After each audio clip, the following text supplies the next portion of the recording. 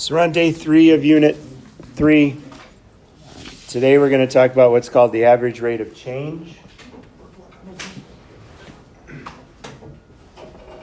When we're dealing with the average rate of change, we're really going to be look at finding slope. So something you should be somewhat familiar with. Average rate of change is just simply going to be the change in slope over time. It's kind of another way to do it. So our goal today obviously is to be able to calculate the average rate of change on graphs. So if you're given a graph, how do we calculate the average rate of change? And then if you're given just a function, how do we find the average rate of change over a given interval? So when we're talking average rate of change, the average rate of change is just like the slope, rise over run. Okay. It's just like the slope, rise over run. So remember when you find the slope of different things and how you go about finding slope, the formula that we use for slope. Slope is rise over run, but more specifically, it's y1 minus y2 over x1 minus x2. Or a lot of times you'll hear me say it's the change in your y value over the change in your x value. And you can calculate it either way. And really, depending on your number sense, if you have really good number sense, meaning you can do adding and subtracting and all of that in your head really fast, thinking about it as the change in y over the change in x is a lot faster than doing it mathematically, where you do y1 minus y2 and x1 minus x2. It's the same thing. This means the change in y, this means the change in x. It's just some of you should be able to do this in your head, and some of you rather quickly with you when you do this. Now the thing with average rate of change, you're not given coordinates when we're looking for the average rate of change in these instances. These things right here are intervals over time. So this first one, when it asks us to find the average rate of change over the given intervals, it's asking us to find the average rate of change from 2 to 5. So we want to find the average rate of change of this area right here. So the way we do that, the way we find that average rate of change over that area, is we kind of take a look at our graph, and our graph kind of starts right there. That intersects the interval 2. Okay, so I went to 2, and I said, where does my graph hit 2? And my graph hits 2 right there. And then my graph hits the 5 right there. So in order to find the average rate of change, what we're going to do is we're going to find the slope of this line that connects those two spots. Well, in order to do that, we need to know the coordinates. So the coordinates of this first point, my x value is 2 and my y value is 3. I'm over 2, up 3. The coordinate for the second point is over 5 and up 7. Okay, so again, you'll notice that my x values are just the interval piece that I'm looking at. Those are my x values. So these are going to be my x values for the coordinate I'm looking for. I just have to find where my graph crosses that point at, where x is 2. Drawing it works great because you kind of know that, but it's also hard to do. So now what we have to do now is we have to calculate the slope of that line. Well, mathematically, it's 3 minus 7.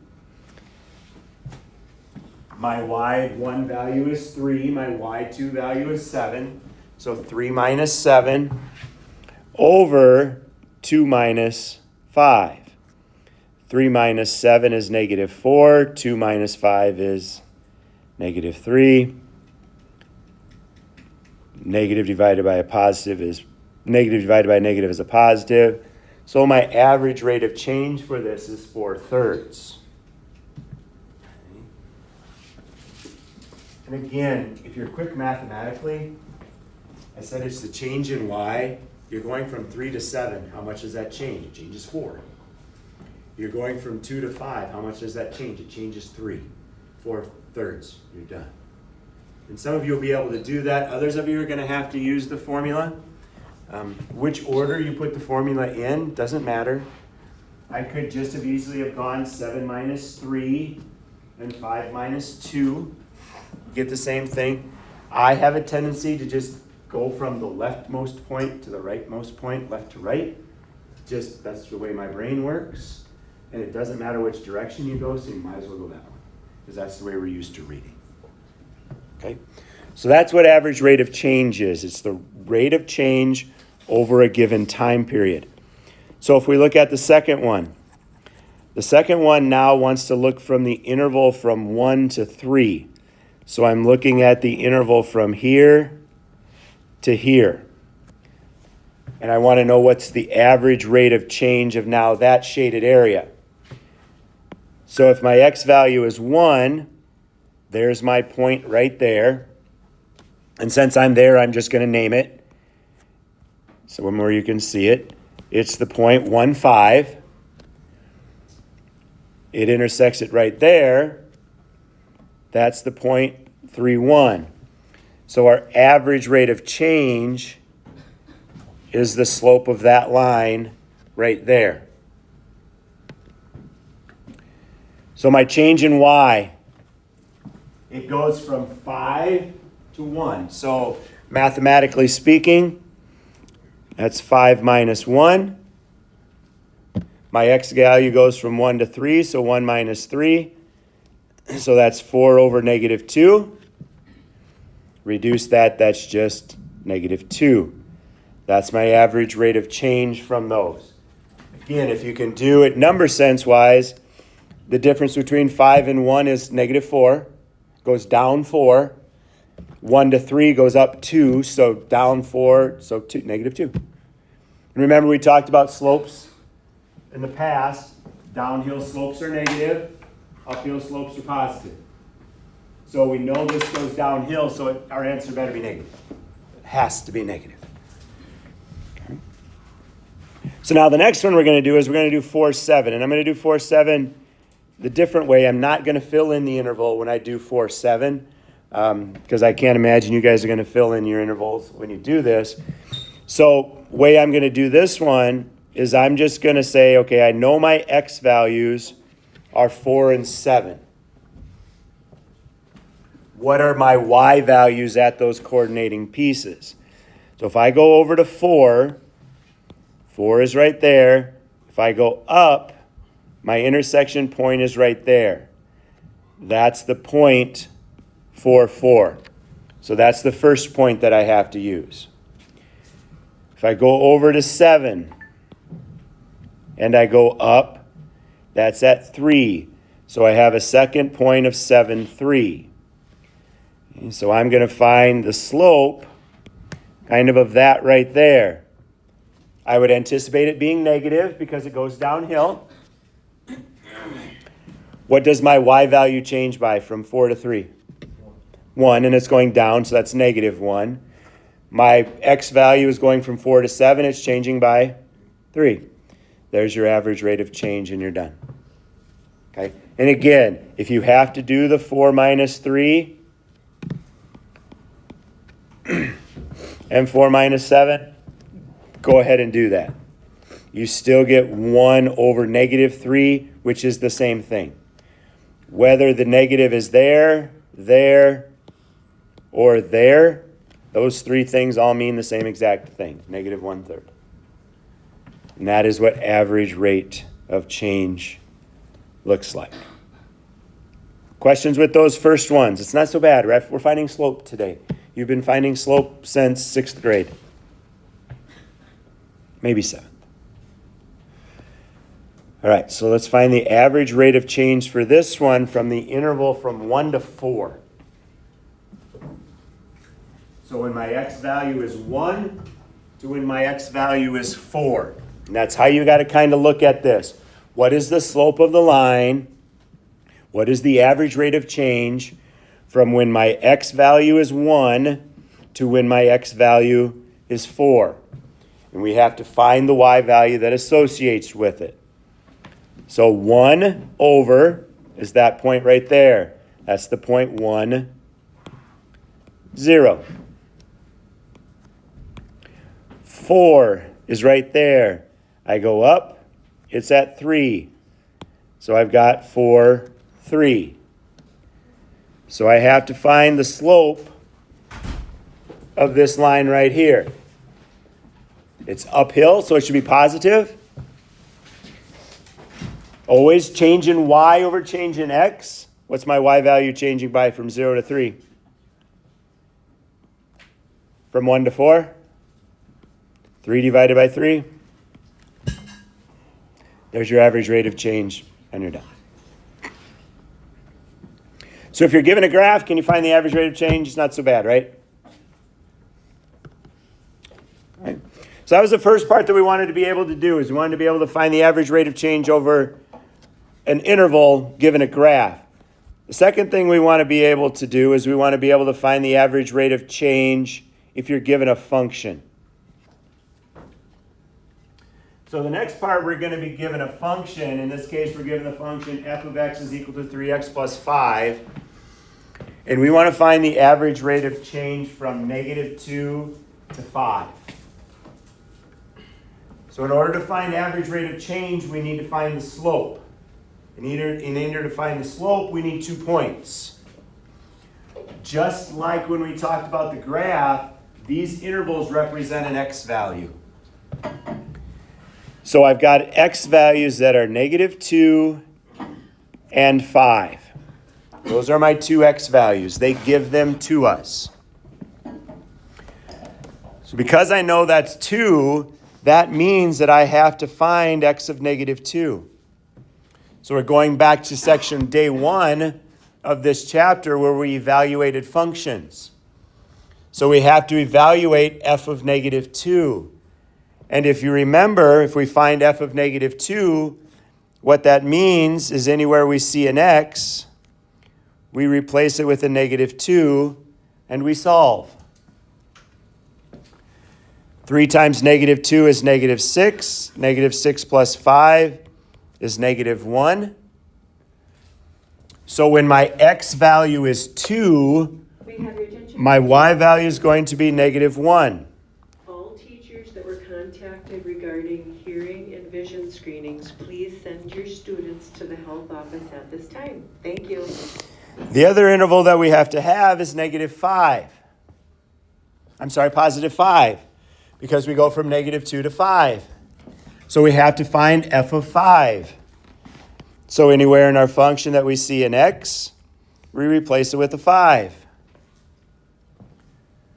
3 times 5 is 15. 15 plus 5 is 20. So now I have the point 520. Now that we have our 2 points, we can find the slope. Change in y, I'll do it mathematically this time. It's -1 minus 20 over -2 minus 5. y1 minus y2 over x1 minus x2. So that's -21 over -7, which just reduces down to 3. And that's our average rate of change for that function over the interval -2 to 5. And again, I can't stress enough, this is an interval. These are your x values. You have to find your y values when you're doing these. So let's look at the second one, number 7. So for the second one, we've got a new function, f of x is equal to 2x plus 3. And now we're going to go from the interval from x is equal to 2 to x is equal to 6. So I always like to write the 2 and the 6 down. Those are my x values. I have to find the y values. So go ahead and see if you can find f of 2 and f of 6. Once you've found those two, just kind of stop. We'll make sure that you have the coordinates right before we find the average rate of change. So use what we talked about on Monday to find f of 2 and f of 6.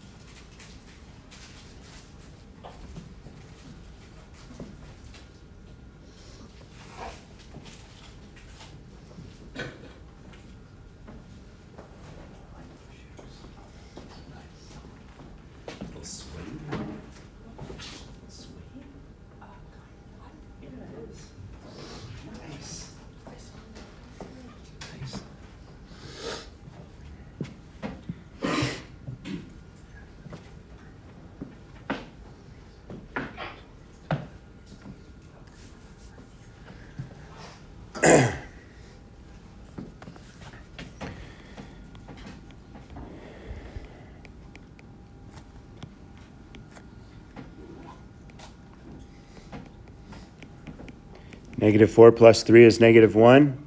So you should have 2 negative 1. Negative 2 times 6 is negative 12. Negative 12 plus 3 is negative 9. Those look right? All right. I'm just going to do it this way this time. What's the change in y if I'm going from negative 1 to negative 9? What's that change? 8. And it's going down, so I'm going to put negative 8. Negative 9 is smaller, so I'm going to go negative 8. What's the change in y? Or change in x from 2 to 6? 4. And then we reduce.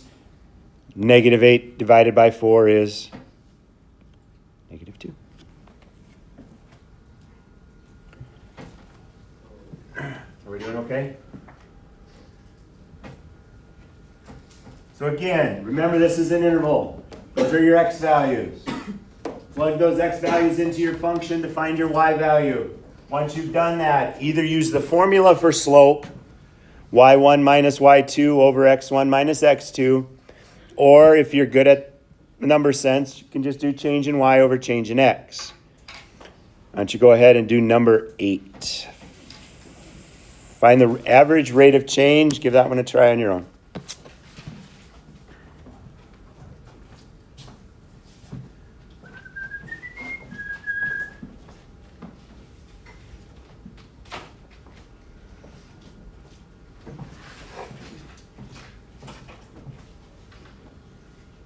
And once you get done with this one, if you want to come up and get your worksheet, you can come up and grab your worksheet and you can get started. We'll go over it in about a minute.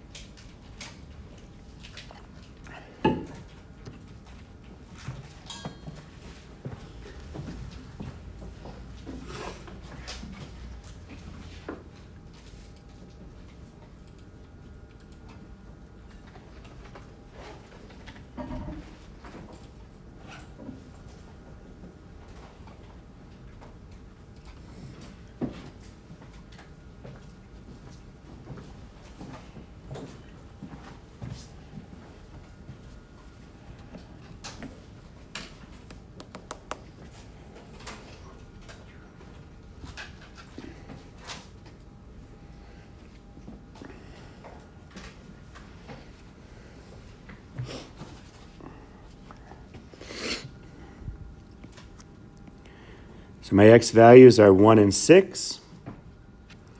So I have to find f of 1 and f of 6. So 1 squared plus 5 times 1. So 1 plus 5 is 6. So I have the point 16. 6 squared plus 5 times 6. So 36 plus 30. 66.